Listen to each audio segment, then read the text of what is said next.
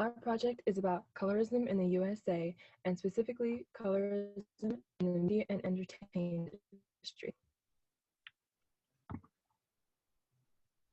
Colorism is prevalent in the movie industry because there's an unequal amount of representation of darker-skinned actors and characters.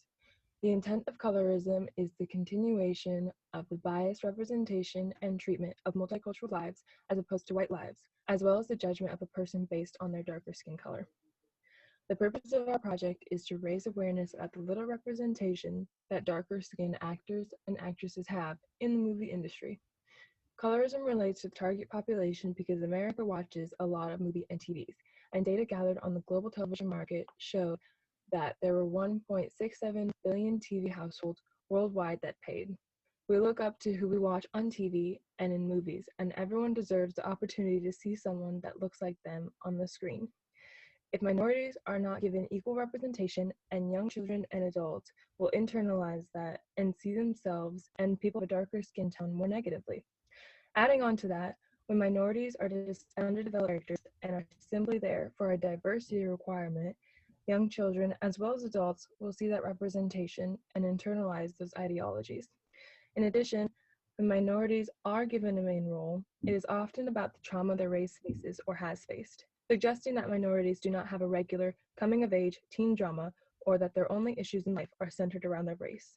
Also, if the only characters children are viewing on TV are centered around white people or lighter-skinned people of color, darker-skinned people of color internalize that as well, and it hurts their self-confidence and self-esteem while also promoting Eurocentric beauty standards.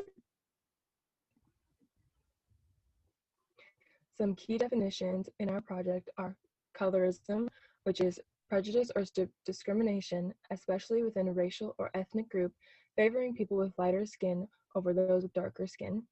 Agent or privileged identities, which are social groups that are positively valued, considered superior, independent, or normal, and have access to resources and power.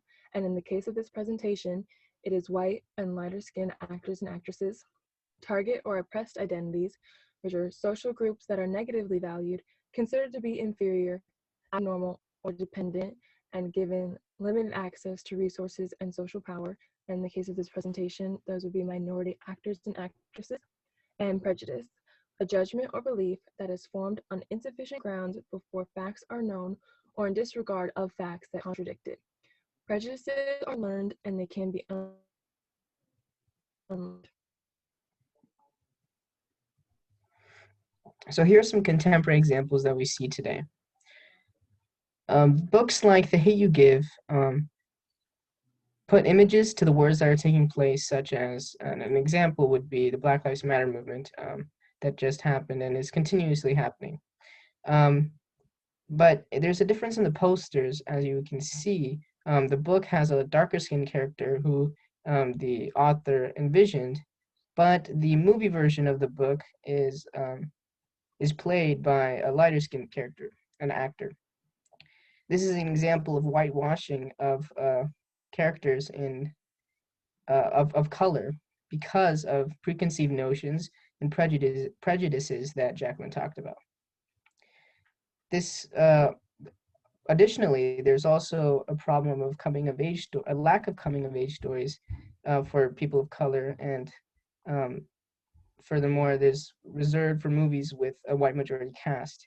And they also use stereotypes to drive the story, including stereotypes such as African Americans not being trustworthy and such, further driving and supporting these incorrect biases that people have about people of color. Humans are largely unaware of what causes them to do things and think in certain ways. While the impact of suggestion on our thought processes cannot be quantified, in his book Blink, Malcolm Gladwell exemplifies the surprising power of unconscious influence when he writes about some experiments performed by John Bard. On page 55, Gladwell describes one such experiment of Bard's. Test subjects were sent into a room and told to read a set of words. After reading, they would walk down a hall and hand the results to a person. What the test subjects didn't realize was that that person whom they were supposed to give the results would be intentionally engaged in a conversation, and the experiment was designed to test how long it would take for a test subject to interrupt the conversation. The reading for one of the groups contained words such as aggressive, rude, and other similar words dispersed throughout. The second group's reading was scattered with words such as patient, yield, and tolerant. The study found that the people primed to be rude eventually interrupted, on average, after about 5 minutes. But the people who were primed to be polite, the overwhelming majority, 82%, never interrupted at all. Other tests by Bard include the effect of how holding a warm or cold beverage could affect a person's view of the people around them. Reading words about old people could make a person watch slower. Bard's research is helpful in exemplifying the power of priming. If a trivial task such as reading a set of words could prime a person to be more or less polite, imagine the effect of watching a 2-hour movie could have on society. If that movie were to portray a certain race in a negative light, consider the effect that could have on a person's perspective of that race. Whether society realizes it or not, the content bombarding us from the media on a daily basis is affecting our outlook on life. Multicultural actors are realizing the implications of different movie roles they might take.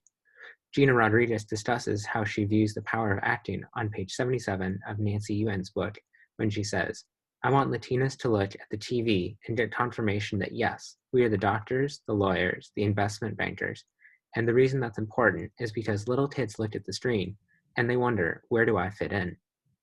Rodriguez wants to use her role as an actress to prime the next generation to realize that they can choose to do anything with their lives. So, what should we do next?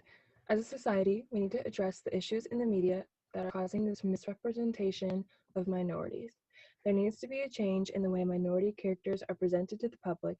The stereotypes given to characters of color need to be addressed and changed, and there needs to be equal representation of actors and actresses from all races and all tones of skin. We also need to be able to normalize dark-skinned people of color holding leading roles. That doesn't mean we can't be happy for them and support them, but it shouldn't be something that surprises people in 2021. It needs to happen more often and needs to be normalized by the public. There also needs to be recognition of the differences in plots, characters, socioeconomic status, and features, specifically for animated characters that are stereotypical to lighter people of color versus darker people of color across movies.